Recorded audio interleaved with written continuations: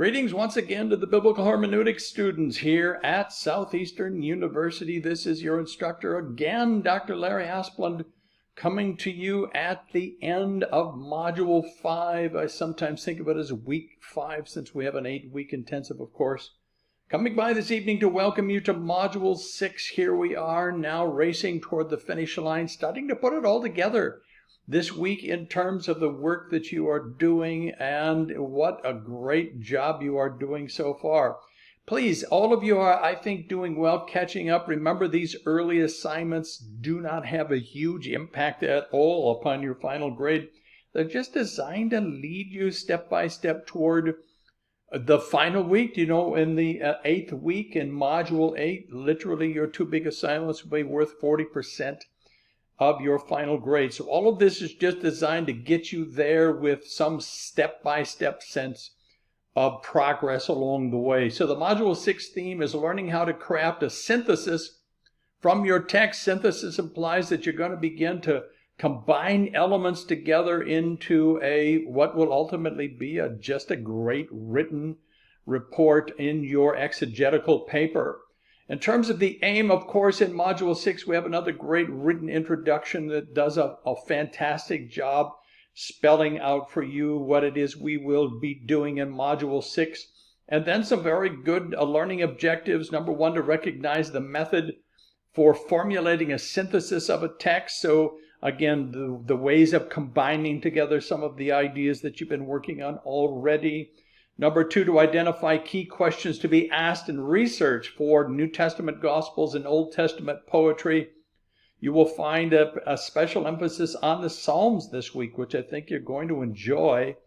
Number 3, to choose and discuss a selected psalm, list the parallels found, and you'll have some great resources that will help you there. And then, of course, ultimately to draft a synthesis of the detailed analysis for your exegetical paper. So it'll be a way of putting elements together that you have done before in your weekly assignments into really a synthesis paper that will be reflected in most detail in your exegetical paper. Resources that are available to you this week: there is a video called The Structure of the Psalms, which you will enjoy. An interesting video from Bono and Eugene Peterson discussing together the Psalms.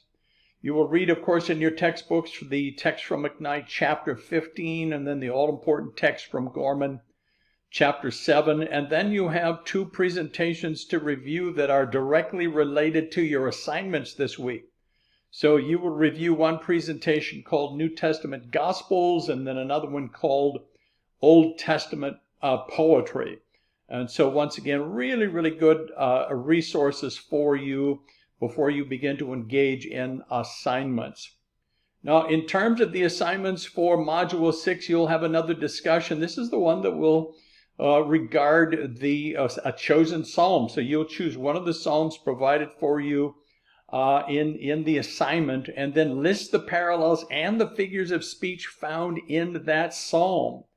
And so this is another opportunity for you to, think exegetically, in this case, the genre of Old Testament poetry, which is so beautiful. Old Testament poetry is very much structured around this idea of parallelism, and you'll have some good resources that will unpack that for you.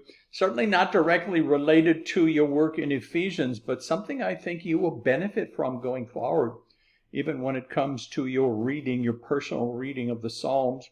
Once again, we have a quiz, just the usual thing, an open book, open notes, 10-question quiz with that's just over the material for the week with a 30-minute limit.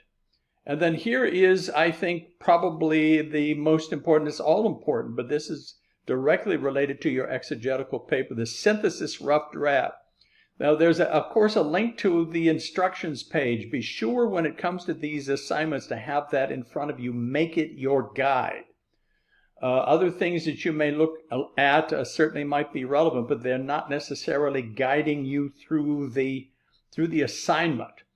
And so get that instructions page up in front of you before you begin to write. Now, what you're going to do this week is you will start with the work you did in terms of your detailed analysis of your selected passage, as well as some of the reading, some of the work you've been doing in terms of research. And then you're going to use that to provide a synthesis. Now, the synthesis will basically be the main points, state the main points the author is trying to make in your chosen passage. And so keep these questions in mind. You know, some of you asked this last week. Should I use these points specifically as, you know, kind of an outline? Well, again, you're not writing an outline, you're writing a narrative, but I recommend that you maybe do a paragraph for each one of these points, just to make sure that you thoroughly cover what is being taught, what you are learning for the assignment. So number one, what is the main point of each part of your chosen passage and why? Some of you have just a real short passage. But some of you have longer, of course, so it will vary. Number two, what is the role of the passage within the larger letter? And then number three, how might Paul have intended his audience to respond to what he said in your chosen passage? So you see how these three questions are synthesis questions. They're designed to kind of put the research you've done so far into some concluding ideas. And so once again, it's a one-page document written in narrative form. That just means, you know, we're looking for paragraphs. And we're looking for them to flow together smoothly, just as you will for your final exegetical paper. I would encourage you again, if you've not already done so, to take a look at the sample exegetical paper that's given for us. And you'll see what, you know, a final product actually looks like. In this assignment, just kind of getting used to it. We'll also need a cover page and a bibliography. Remember, Turabian is our formatting guide, as is true in biblical studies and also in seminary studies for that matter. So being able to synthesize ideas into usable pieces.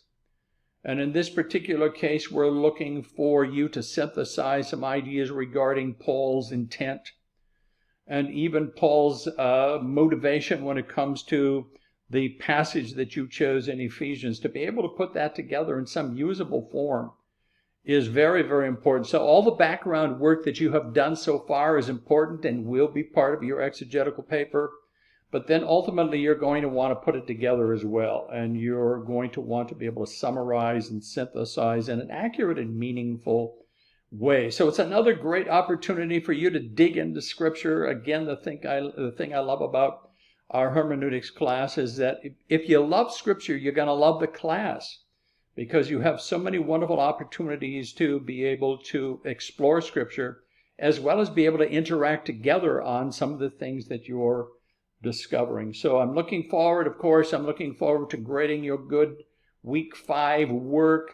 If you have any questions along the way, thank you so much for interacting with me. I'm not a grader that looks at my grade as something carved into stone. So occasionally we'll talk about what it is that I see. Maybe I'm not seeing it all completely accurately. We'll work together. We'll work together on the work that you're doing. And I'm convinced you're all going to do very, very well. Again, if you feel like you are falling a bit behind, let me know. I'm all for your success in this class and really your success as a student. So it's going to be another very good, very valuable learning experience this week. Let me know if you have any questions along the way. Let me know if there's any way that I can serve you this coming week. God bless you, everybody. Just have a great Module 6.